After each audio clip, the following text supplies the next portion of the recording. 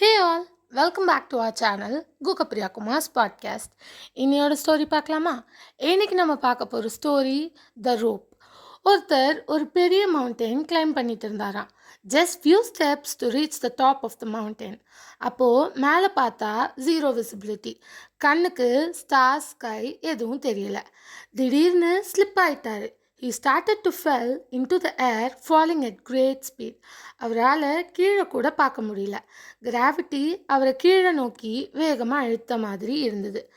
அவர் அப்படி வேகமாக காற்றை கிழிச்சிட்டு கீழே போக போக அது வர அவர் லைஃப்பில் நடந்த குட் பேட் எபிசோட்ஸ் எல்லாமே அவர் மைண்டில் ஓடிட்டு இருந்துச்சு. அவர் இடுப்பை சுற்றி கட்டியிருந்த அந்த ரோப் அவரை ரொம்ப ஹார்டாக புல் பண்ணுச்சு. ஒரு ஸ்டேஜில் அந்த ரோப்பில் அவர் தொங்க ஆரம்பிச்சிட்டாரு. வேறு எதுவுமே செய்ய முடியாத அந்த நேரத்தில் அவர் ஹெல்ப் மீ காட்னு ஆலரி கூப்பிட்டாரு. அப்போது வானத்திலிருந்து அழுத்தமான ஆழமான ஒரு குரல் வந்துச்சான். நான் இப்போ உனக்கு என்ன செய்யணும்னு நீ நினைக்கிற? நான் என்ன சொன்னாலும் நீ செய்வியா அப்படின்னு கேட்டுச்சான்.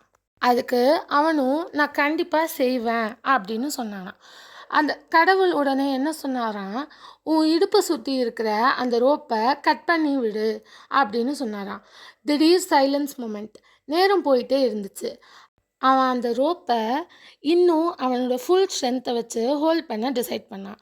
ஆனால் ரெஸ்கியூ டீம் மறுநாள் அந்த கிளைம்பரை கண்டுபிடிச்சப்போ அவன் உறைஞ்சி இறந்து போயிட்டான் அப்படின்னு சொன்னாங்களாம். அவன் உடலில் இருந்த அந்த ரோப்பை ரொம்ப ஸ்ட்ராங்காக டைட்டாக ஹோல்ட் பண்ணியிருந்தானான்.